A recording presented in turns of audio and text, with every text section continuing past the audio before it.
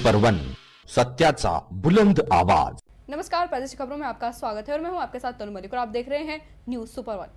कांदा थाना क्षेत्र के गांव नाला में दो पक्षों के बीच आपसी झगड़े में लाठी डंडे चल गए, जिसमें दलित संजीव की मौत हो गई। दिल्ली के अस्पताल में उसको इलाज के लिए लाया गया, उसी दौरान उसकी मौत हो गई, जिसके बाद गुस्साए परिजनों ने आरोपियों को शीघ्र गिरफ्तार करने को लेकर शव को दिल्ली सहारनपुर हाईवे पर रखकर जाम लगा दिया।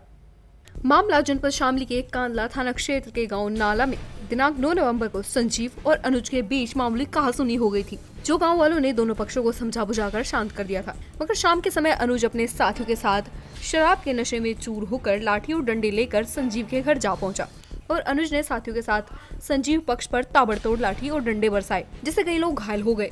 संजीव की हालत गंभीर होने पर उसे शामली चिकित्सालय में भर्ती कराया गया, जहाँ से उसे दिल्ली रेफर कर दिया गया। दिल्ली में इलाज के चलते संजीव ने दम तोड़ दिया। गुस्साए परिजनों ने आरोपियों की शीघ्र गिरफ्तारी को लेकर शव को दिल्ली सहारनपुर हाईवे पर रखकर जाम लगाया। मौके पर पहुंचे अधिकारियों ने परिजनों और ग्रामीणों को बताया कि 3 आरोपियों की गिरफ्तारी हो चुकी है और परिजनों को मुआवजा दिलाने की बात कहकर समझा बुझाकर शांत किया। इस तरीके से की जब मैं खड़ा कर दिया घर बैठे दोनों जी, तो ये आया मेरा मामला कर दिया तो दोनों बजे पे तो ये लाठी ले रहे थे जी, हथियार ले रहे थे, तलवार, तो भाई तलवार मार दी, लाठी मार दी, तो ये भर्ती कर दिए सड़क में आज सामने जी, फिर बोरा का पुनः रेफर कर दिए लंबा मेटर जो दिल्ली में, हाँ दिल्ली रेफर कर दिए जो दिल्ली जाकर बोल दिया, फिर मौत हुई वहाँ से दिल्ली के अस्पताल में। हाँ जी। थाना कांदा अंतर्गत एक घटना घटी थी जिसमें कि पड़ोसियों का आपस में झगड़ा हुआ था और लाठी डंडे चले थे। उसमें कल सायकाल एक मजरूर की अस्पताल में दिल्ली में ले जाते समय मृत्यु हो गई। इसमें 3 अभियुक्तों की गिरफ्तारी कर ली गई है। बाकी अन्य जो हैं अभियुक्त वे फरारी में। ये कुल मिला के बहुत ही छोटे बच्चों के प्रकरण को लेकर विवाद हुआ और दोनों पक्षों के द्वारा लाठी डंडे से एक दूसरे को प्रहार किया गया, जिसमें कि ये घटना परिणति हुई और 3 अभियुक्त इसमें। कुंवारी लड़की मां बनने के बाद न्याय के लिए थाने से लेकर आला अफसरों तक के चक्कर लगा रही है, तो वहीं आरोपी के पिता ने उसकी आबरू की कीमत महज 50,000 रुपए लगाकर पंचायत में रुपया देकर पीड़ित लड़की को दर दर की ठोकरें खाने के लिए छोड़ दिया है। आरोपी के खिलाफ हफ्तों पहले तहरीर सौंपने के बाद भी पुलिस मौन थी, लेकिन मीडिया में बात आने पर पुलिस अधिकारी ने मामले में DNA टेस्ट कराकर न्याय दिलाने की बात कही है। कुशीनगर के बरवाबट्टी थाना क्षेत्र के गांव की लड़की का अपनी ही जाति एक लड़के से प्रेम प्रसंग 2 वर्षों पहले शुरू हुआ था। लड़का कानपुर से इंजीनियरिंग की पढ़ाई करता है और वहां से आने पर लड़की से बराबर मिलता था। इसी बीच लड़की को गर्भ ठहर गया। 7 माह बाद जब बच्ची ने घर बताया कि ये गर्भ रंजीत तिवारी का है, घरवाले जब रंजीत के परिवार वालों पर दबाव बनाने लगे तो आरोपी के पिता रामेश्वर तिवारी ने पंचायत जुटाकर लड़की को 50,000 रुपए दिए और कहा कि तुम पिता के साथ हिमाचल चली जाओ और बच्चे के पैदा होने के बाद घर आ जाना, थाने में पंचायत कर शादी की जाएगी। जब 8 सितंबर को पीड़ित लड़की ने एक बच्ची को जन्म दिया और हिमाचल से घर एक हफ्ते बाद वापस आई, लेकिन आरोपी के परिजनों ने शादी करने से इनकार कर दिया। उसके बाद पीड़िता ने थाने में आरोपी के खिलाफ तहरीर दी, लेकिन कार्रवाई सिफर रही। पुलिस मौन थी, लेकिन मीडिया में बात आने पर पुलिस अधीक्षक ने मामले में DNA टेस्ट कराकर न्याय दिलाने की बात कह रहे हैं। कुशीनगर से विनय उपाध्याय की रिपोर्ट। कांग्रेस उपाध्यक्ष राहुल गांधी ने प्रधानमंत्री नरेंद्र मोदी पर निशाना साधा। उन्होंने कहा कि देश में धर्म और जाति के आधार पर हत्याएं हो रही हैं। पीएम मोदी के अच्छे दिन अब तक नहीं आए। देश के पहले प्रधानमंत्री जवाहरलाल नेहरू की जयंती पर संबोधित करते हुए कांग्रेस उपाध्यक्ष राहुल गांधी ने एक बार फिर पीएम मोदी पर करारा प्रहार किया है। पीएम मोदी के लंदन में दिए गए बयान पर राहुल ने कहा कि मोदी विदेश में कहते हैं कि भारत सहनशीलता वाला देश है, लेकिन वो बातें देश की सांसद में नहीं कर पाते। यही नहीं, उन्होंने RSS और BJP को कटघरे में खड़ा करते हुए कहा कि अगर इन्हें हर चीज मालूम है तो अच्छे दिन कब आएंगे ये और बताएं। RSS के लोगों से पूछें या BJP के लोगों से पूछें या नरेंद्र मोदी जी से पूछें, उनको सवालों की कोई जरूरत नहीं, क्योंकि उनके पास सब जवाब है, सब कुछ उनको मालूम है। हिंदुस्तान की जनता को कुछ नहीं मालूम, ऑपोजिशन को कुछ नहीं मालूम, मगर उनके जो नेता हैं, RSS के नेता हैं, BJP के नेता हैं, उनको सब कुछ मालूम है। मगर सच्चाई है, अगर उनको मालूम होता तो अच्छे दिन आ जाते।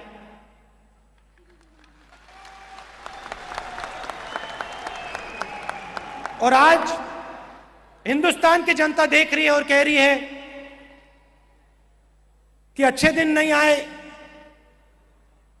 एक धर्म को दूसरे धर्म से लड़ाया जा रहा है, छोटे बच्चों को जलाया जा रहा है और हमारे प्रधानमंत्री इसके बारे में कुछ नहीं कह रहे हैं।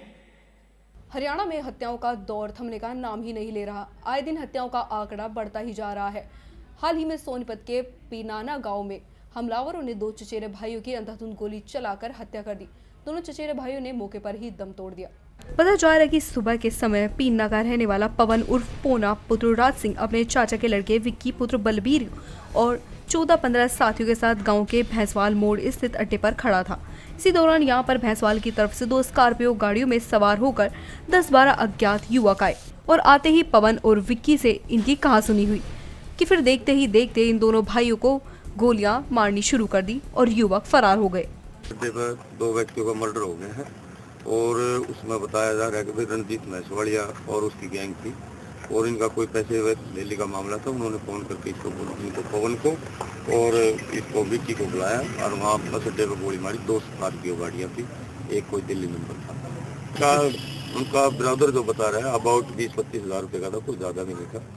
बाकी इन्वेस्टिगेशन में जो सामने आएगा उस बारे में अलग तरह से तो वहाँ कार्रवाई करेंगे। और क्या उन्होंने बताया पहले जो ये अपना विक्की है ये 302 में पैरोल पाया था और उन्होंने आज ही जेल में जाना था, फरीदाबाद जेल में जाना था, तो उससे पहले ये घटना घटित होगी। उसका क्रिमिनल रिकॉर्ड करके पता करके बता देंगे, लेकिन लेटेस्ट इन्वेस्टिगेशन जारी है और ज्वाइंट इन्वेस्टिगेशन टीम इकट्ठी करके और जल्दी से जल्दी आरोपियों को गिरफ्तार करेंगे। मुकदमा अभी तो 2 का पता लगा है, रणजीत का पता लगा, उसके और उसके साथियों का पता करके और उनको जल्दी से जल्दी गिरफ्तार करके परिजनों ने अभी तक कोई ऐसी स्टेटमेंट नहीं दी है। वैसे गुप्त सूत्रों से पता लगा कि रणजीत मैसवाड़िया गैंग के आगे। अंबाला में भाजपा की आपसी फूट का मामला एक बार फिर खुलकर सामने आया है। सूबे के तेज तर्रार कैबिनेट मंत्री अनिल विज के समर्थकों ने मांग की है कि पार्टी के राज्य मंत्री नायब सैनी अपना इस्तीफा दे। विज समर्थकों ने नायब सैनी पर संगठन विरोधी लोगों को साथ लेकर अनिल विज की और पार्टी की छवि खराब करने का आरोप लगाया है। भाजपा कार्यकर्ताओं और पार्टी सांसद एवं राज्य मंत्री के बीच छिड़ी जुबानी जंग अब उनके पद से इस्तीफे देने की मांग तक पहुंच गई है। मंत्री नायब सैनी के जवाब के बाद अंबाला भाजपा की सियासत एक बार फिर गर्मा गई है। राज्य मंत्री के बयान के बाद कैबिनेट मंत्री अनिल विज समर्थक आग बबूला हो गए हैं और उन्होंने सभी सीमाएं लांघकर पार्टी सांसद रतनलाल कटारिया को भी अधिकार क्षेत्र में रहने की सलाह दे डाली है। भाजपाइयों का आरोप है कि पार्टी विधान में एक व्यक्ति एक पद का नियम लागू है और फिर सैनी 2 पदों पर कैसे रह सकते हैं। वहीं उन्हें कैंट आने से पहले मंडल प्रधान को विश्वास में लेना होता है और पार्टी से निकले लोगों से मिलना पार्टी नियम का उल्लंघन है। मांग बिल्कुल जायज है, पार्टी का सिद्धांत है, पार्टी की नीति है कि कोई भी व्यक्ति एक व्यक्ति 2 पद पर नहीं रह सकता। अगर वे मंत्री हैं तो जिलाध्यक्ष नहीं हो सकते, अगर जिलाध्यक्ष ही बनना है तो मंत्री नहीं हो सकते। दोनों में से एक पद वो तुरंत छोड़े। ये हमारी मांग है, सभी कार्यकर्ताओं की मांग है। पिछले 1 साल से ये दोनों पदों पे चले आ रहे हैं। इससे पहले मांग की, इससे पहले कार्यकारी प्रधान बना दिए गए थे। जैसे ही चुनाव की प्रक्रिया शुरू हुई थी तुरंत कार्यकारी प्रधान जगमोहन जी को बना दिया था। फिर दोबारा से ये कैसे बन गए मुझे नहीं पता, ये मुझे तो नीति गलत। आज सुभाष बराला का भी बयान आया, उन्होंने कहा है कि जो नायब सैनी है वो जिला प्रधान है और जिला प्रधान को कहीं भी जाने के लिए किसी की परमिशन की जरूरत नहीं है, वो कहीं भी जा सकता है। देखिए, पहली बात तो मैं यहाँ इस बात से सहमत नहीं हूँ कि जिला प्रधान कहीं भी जा सकता है। जिला प्रधान है, उसके नीचे मंडल बने हुए हैं, मंडल के प्रधान बने हैं, बूथ तक सदस्य बने हुए हैं। उनसे पूछे कि मैं इस इलाके में आ रहा हूँ, मैं किसके पास जाऊं किसके पास ना जाऊं, ये सब नीचे लेवल तक सबको पता होना चाहिए। वो बिना बताए ऐसे लोगों को साथ ले रहे हैं जो पार्टी से तिरस्कृत हैं, उनको साथ लेके घूम रहे हैं। कार्यकर्ताओं की पहचान पता नहीं कैसे जिलाध्यक्ष हैं जिनको कार्यकर्ताओं की पहचान ही नहीं है। जो लोग जिन लोगों ने अपनी जिंदगी लगा दी पार्टी के अंदर, उन्हें कह रहे हैं पार्टी के सदस्य नहीं है। मैं इस प्रदेश भर में एस्टेट की परीक्षा आयोजित की जा रही है। सिरसा में भी नेशनल कॉलेज में परीक्षा का आयोजन किया गया। परीक्षा के मद्देनजर कॉलेज और पुलिस प्रशासन द्वारा सुरक्षा के कड़े इंतजाम किए गए हैं। वहीं विद्यार्थियों को अपनी आईडी और रोल नंबर ही केवल अंदर ले जाने दिया गया। कॉलेज के प्रिंसिपल डॉक्टर सुमन गुलाब ने बताया कि परीक्षा को लेकर पुलिस प्रशासन और कॉलेज प्रशासन की तरफ से सुरक्षा के पूरे बंदोबस्त किए गए हैं। वहीं कुछ आदमियों की ड्यूटी बोर्ड की तरफ से भी लगाई गई है। उन्होंने बताया कि परीक्षार्थी केवल आईडी प्रूफ, पेन और अपना रोल नंबर स्लिप अंदर ले जा सकते हैं। परीक्षा को लेकर के जो है पुलिस फोर्स है और सिक्योरिटी लगाई गई है। कुछ आदमियों की ड्यूटी बोर्ड की तरफ से आई हुई है, उनकी ड्यूटी है जो गेट पे तैनात रहेंगे और बच्चों की एंट्री होगी, उनकी चेकिंग होगी। लेडी पुलिस होगी, वो चेकिंग करेगी हर लड़की की, उसके बाद वो सेंटर में जाएंगे और सामान भी उनके पास पेन होगा और एक आई कार्ड होगा, उनका रोल नंबर स्लिप होगी। इसके अलावा और कोई चीज़ अंदर नहीं ले जा सकती। इसमें जो है हर कमरे में जैमर लगाए गए हैं और वीडियोग्राफर हैं जो वीडियो करते रहेंगे, कमरों में घूम घूम के लगे रहेंगे। दोनों सेंटर में एक एक वीडियोग्राफर है, वो अपना वो जो है चेक करते रहेंगे। और अपने स्टाफ की हमने ड्यूटी लगा रखी, हर कमरे में सुप्रीडेंट है, डिप्टी सुप्रीडेंट है। इस तरह से पूरा कॉलेज की तरफ से भी सिक्योरिटी का पूरा प्रबंध किया गया है और हरियाणा बोर्ड की तरफ से, डीसी की तरफ से भी पूरे अरेंजमेंट किए गए हैं। लड़कियों की चेकिंग के लिए महिला पुलिस तैनात की गई है। उन्होंने बताया कि वीडियोग्राफी द्वारा बच्चों पर निगरानी रखी जाएगी। सिरसा से विक्रम भाटिया की रिपोर्ट। कहते हैं न कि जाको राके साइया मार सके न कोई। ये कहावत उस समय सच साबित हुई जब एक 7 साल की बच्ची को उसी के पिता ने नहर में फेंक दिया था, लेकिन नन्ही बच्ची की जान बच गई और उस बच्ची ने थाने पहुंचकर अपनी आपबीती सुनाई और पिता को सलाखों के पीछे पहुंचाया।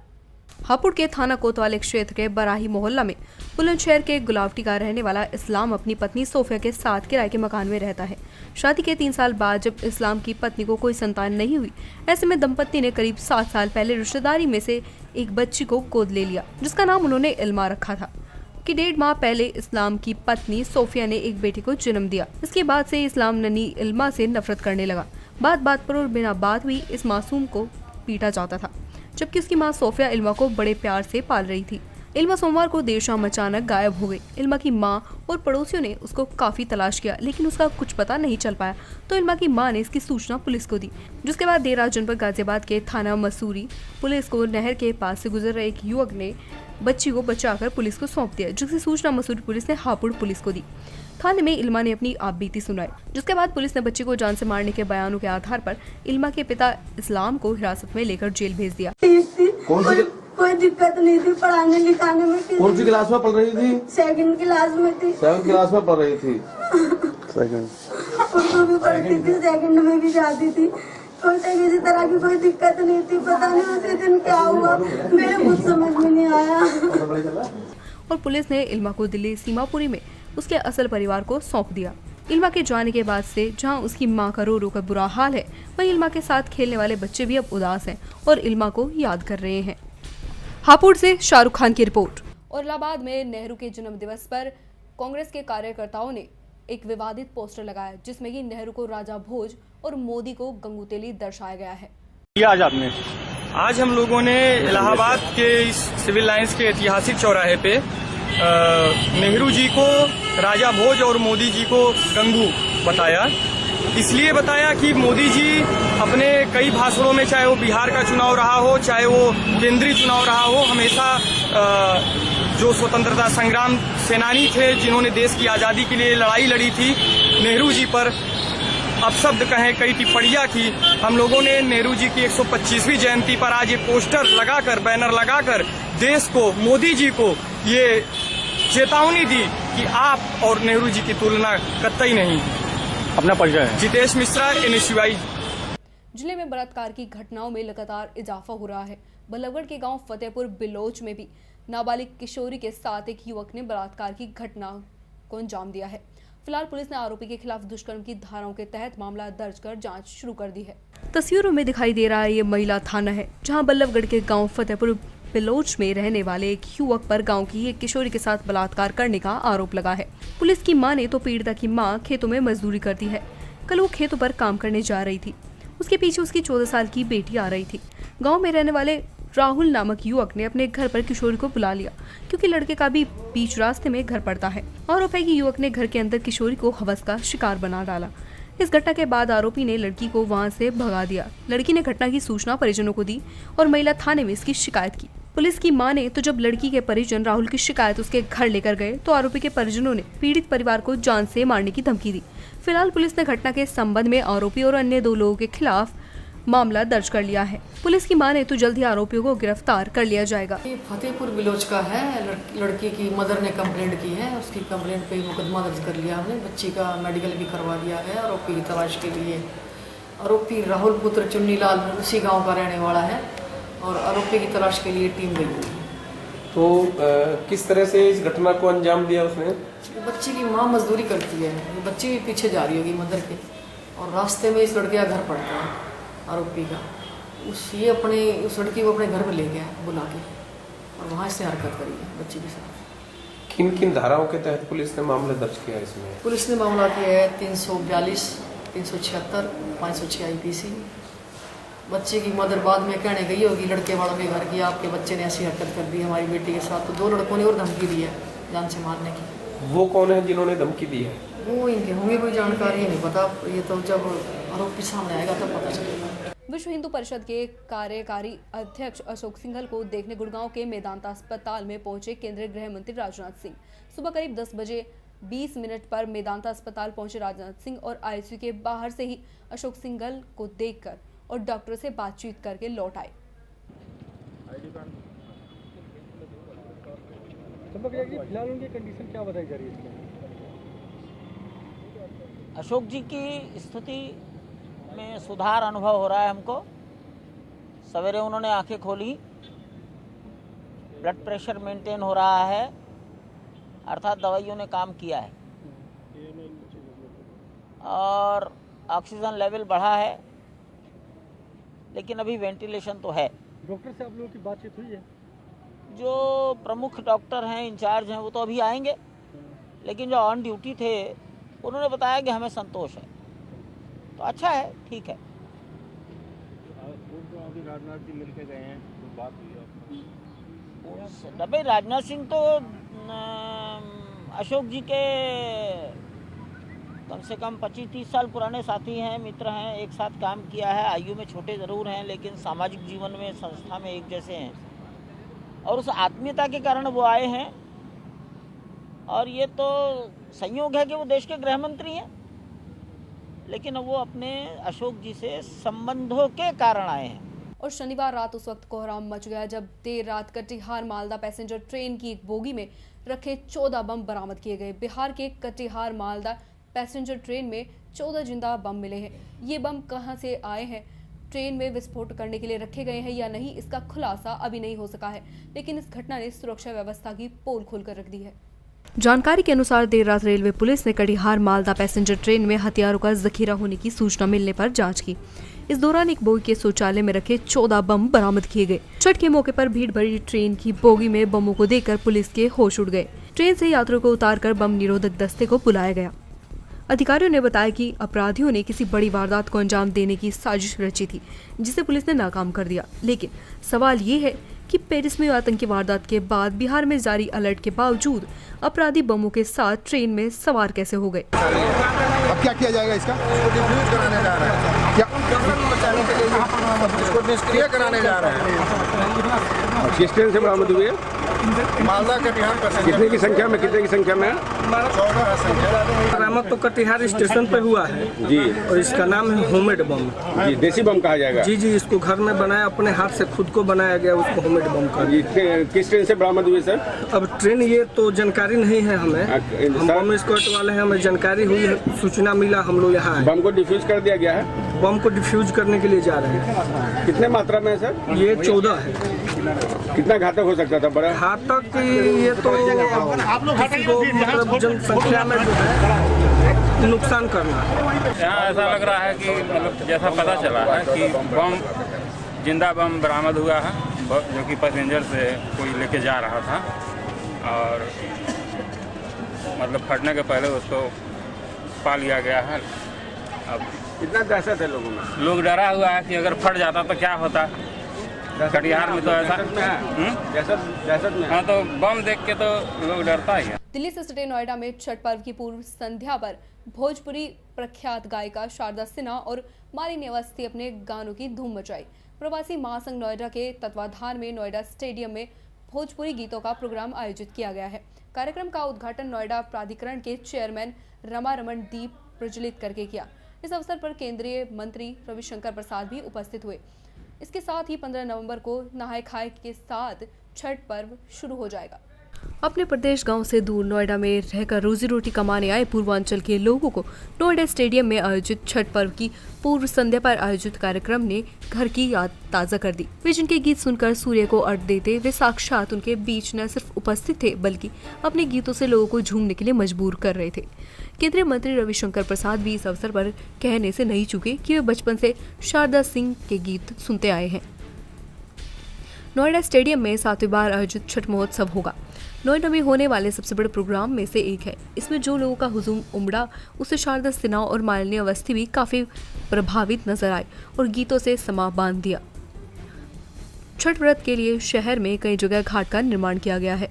नोएडा स्टेडियम में इस बार 125 फीट लंबा, 70 फीट चौड़ा और 2 फीट गहरा छठ कुंड बनाया जा रहा है। ये पिछली बार के मुकाबले 2 गुना बड़ा है। इस छठ कुंड पर एक साथ करीब 15,000 लोग स्नान और अर्घ्य दे सकते हैं।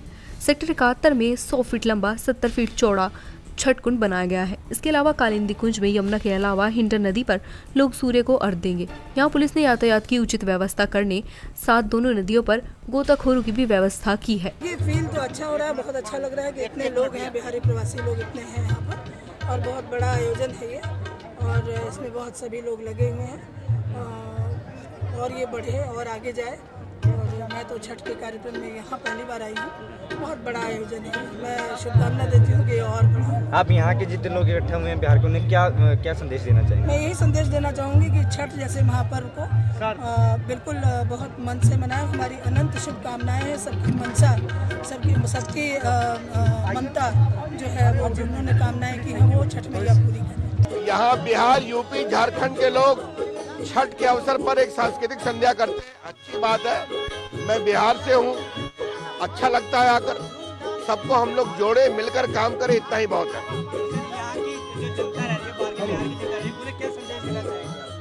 भाईचारा, एक दूसरे के साथ मिलकर काम करें। रुड़की गौशाला सभा चाव मंडी की ओर से एक सभा का आयोजन किया गया, जिसमें गौशाला के महामंत्री वीरेंद्र कुमार ने बताया कि इस सभा का आयोजन गोपाष्टमी महोत्सव के उपलक्ष्य में किया गया है। साथ ही उन्होंने ये भी बताया कि इस वर्ष गोपाष्टमी महोत्सव के अवसर पर गौशाला में गोबर के गोवर्धन भगवान 31 फीट के बनाए गए थे कि जनमानस में रुड़की समाज को ये पता चल सके कि गोपाष्टमी का भी कोई उत्सव होता है और गोपाष्टमी क्यों मनाया जाता है।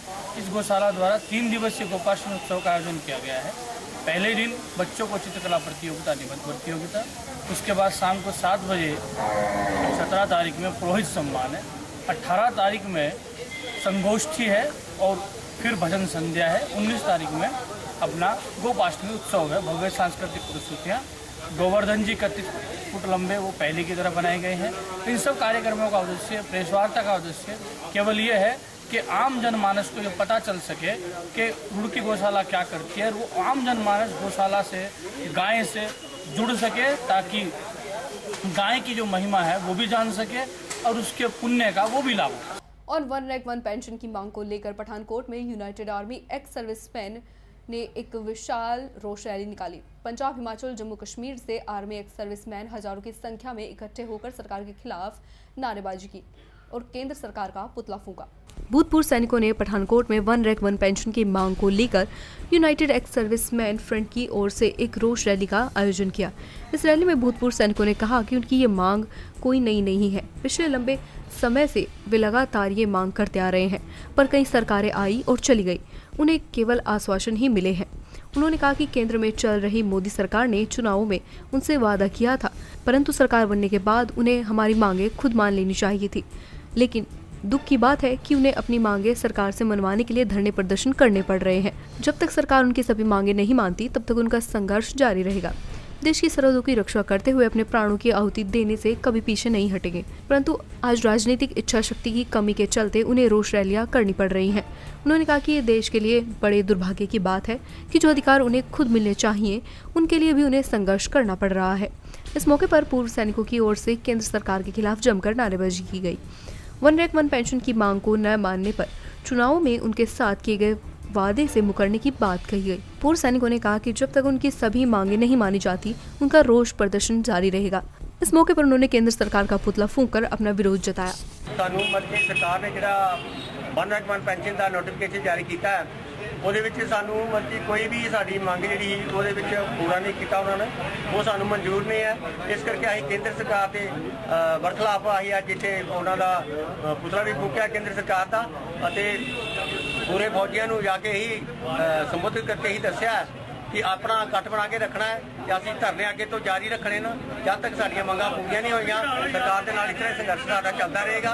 असीं जनरल सतबीर सिंह साहब जी के कहे अनुसार जिस तरह जिन्ने दिन वो धरने ते बैठे ने जिन्हें जिस तरह सानूं आर्डर मिलणगे उस मुताबिक असीं अगे करते रहना। कि धरने साडा अज दा एजेंडा ये सीगा कि जिहड़ा सानूं वन रैंक वन पेंशन केंद्र सरकार ने दिता आ वो सानूं ना मंजूर हैगा, वो बिल्कुल अधूरा हैगा।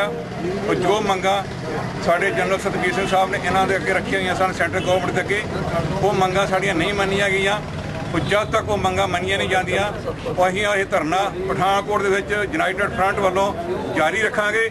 जिन्ना चिर तक जंतर मंतर से धरना चल रहा तद तक धरना जारी रहेगा। ये धरना नहीं चुकिया जाएगा। असीं उदों तक जब तक साडी गवर्नमेंट मंगां पूरी नहीं मान लैंदी ये धरना चलता रहेगा। प्राची खबरों में फिलहाल इतना ही। बाकी तमाम खबरों के लिए आप देखते रहिए न्यूज़ सुपर 1। नमस्कार।